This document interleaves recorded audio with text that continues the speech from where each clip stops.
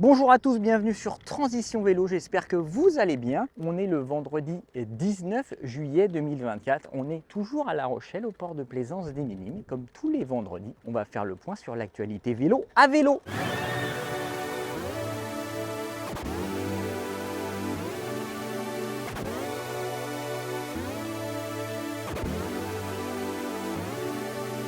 Alors avant de commencer, n'oubliez pas de vous abonner à la chaîne, on a toujours besoin de vous pour vous proposer encore plus de contenu, d'actu, de tests sur les vélos. On a testé pas mal de vélos pliants, que ce soit électriques ou musculaires. Je suis actuellement sur un vélo pliant et le point commun de tous ces vélos quasiment, c'est les pédales qui sont assez moyennes. On est souvent sur des pédales en plastique qui se plient mais qui n'offrent pas vraiment de grippe agréable, etc.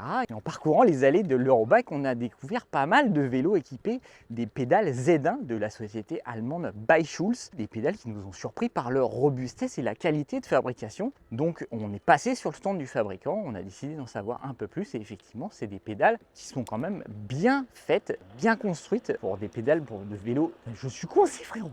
I'm coincé. C'est les travaux quoi, même ici, c'est quoi? Ils préparent les Jeux Olympiques ou quoi? Ce qu'on vous propose, c'est de remonter sur la plage. Ces pédales nous ont pas mal plu. Déjà, on a un gros grip de 10 cm par 10 avec un revêtement anti-dérapant de type planche de skate, très agréable sous le pied et surtout avec beaucoup de grip. C'est des pédales qui vont pouvoir, une fois dépliées, elles sont toujours dans le bon sens, puis ils ont mis le poids vers le bas, donc on a toujours le grip vers le haut. Ça, c'est excellent. Et quand on la plie, elle est verrouillée, elle ne bouge plus. Donc là, c'est pareil, une fois le vélo plié, on aura pu être embêté avec la pédale qui bouge, etc. Et c'est également plus simple pour être déplié puisque la pédale ne tourne pas. Voilà, le petit point faible sur le papier de ces pédales, c'est leur poids, parce qu'elles pèsent 800 grammes. Sur un vélo qui pèse 10 kg, on va éviter de mettre des pédales qui font 800 grammes, mais pour tout ce qui est vélo pliant électrique ou même des vélos classiques qu'on veut ranger dans un appartement, si on veut juste replier les pédales, tourner le guidon à 90 degrés avec des potences compatibles pour gagner de la place en le collant contre le mur, c'est vraiment pas mal, sachant que les pédales pliées ne font que 2,7 cm d'épaisseur, donc c'est vraiment plutôt compact, franchement, pour des pédales. Deuxième point faible, c'est le prix, puisqu'il va quand même falloir compter 200 €, pas loin de 200 €, donc ça reste vraiment un vrai budget pour le coup. On va essayer de vous proposer un test rapidement sur Transition Vélo. Souvenez-vous, en juillet 2023, l'an dernier, on avait la société Vanmoof qui déposait le bilan. En septembre suivant, elle était reprise par la société McLaren Applied qui était spécialisée dans la mobilité, mais malheureusement, les clients ayant commandé leur vélo et ne l'ayant jamais reçu ne seront pas livrés. La société McLaren a tout de suite déclaré qu'elle ne livrait pas les vélos puisque ces vélos étaient payés à l'ancienne entité et qu'elle ne pouvait pas honorer les commandes. Voilà, pourtant cette semaine, elle vient de faire un geste puisqu'elle a annoncé que les anciens clients qui n'ont pas été livrés pourraient bénéficier d'un bon d'achat de 1 000 €. Alors c'est plutôt pas mal, c'est un beau geste, mais bon, pour les clients concernés, il faut se dire qu'ils ont quand même déboursé pas loin de 3 500 € pour un vélo qu'ils n'ont jamais vu l'année dernière. Et là, on leur demande de repasser à la caisse. Un Vanmoof A5 ou S5, c'est quand même vendu 3 300 €. Donc même avec 1 000 € de réduction, il faut quand même sortir 2 300 € supplémentaires, plus le prix du vélo de l'an dernier. Ça commence à faire beaucoup. Voilà, bon, si vous êtes concerné, vous avez jusqu'au 31 octobre de cette année pour demander votre bon d'achat. Et ensuite, vous aurez juste 3 ans pour le dépenser chez Vanmoof. Vous aurez jusqu'au 31 décembre de l'année suivante pour le dépenser. Il s'est trompé, je pense. Il n'y a pas de roues motorisées ici, c'est que les piétons et les cyclistes. Je pense qu'il s'est trompé de chemin. Enfin, côté nouveauté, on a Orbea qui a renouvelé sa gamme Cayman. Voilà, c'est VTC pour la ville, mais aussi pour les chemins.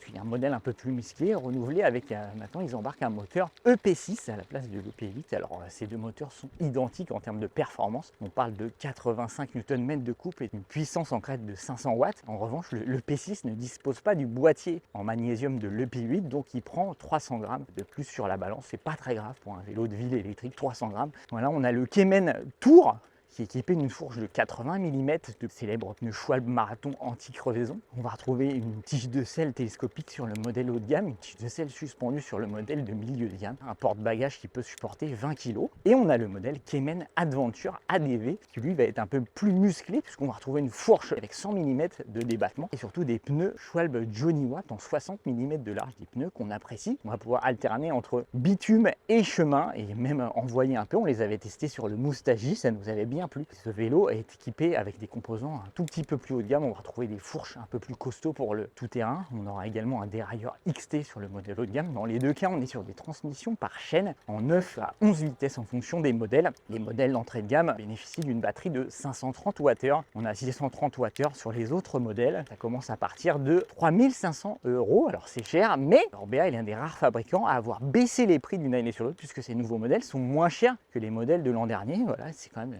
petit effort à saluer. Il faut dire que le marché est saturé et donc il faut revenir à des tarifs un peu plus corrects. Côté test, j'ai testé le VTT électrique tout suspendu Sandy 29 Trail 2 de chez Moustache. Très bon VTT, comme sait les faire Moustache, équipé d'un moteur Performance Line CX de Bosch, plus haut de gamme de la marque, batterie 625 Wh, les pneus Asgai Maxxis très performants. Voilà, on a une machine très homogène qui va convenir aussi bien aux débutants qu'aux pilotes de VTT musculaires qui veulent se mettre à l'électrique. Voilà, c'est une machine où on peut quand même attaquer un peu, ça marche vraiment très bien. Le petit défaut, c'est que malgré que ce soit l'entrée de gamme de ces moustaches, il faut quand même débourser un peu plus de 4000 €. Ça reste cher, mais c'est le prix pour rouler en moustache sur une très bonne machine. Voilà, c'est tout pour l'actualité de cette semaine. On vous invite à vous abonner à la chaîne si ce n'est pas déjà fait, lâchez un petit pouce, ça fait toujours plaisir, activez les notifications pour être au courant de toutes les vidéos et posez vos questions dans les commentaires, on se fera un plaisir d'y répondre.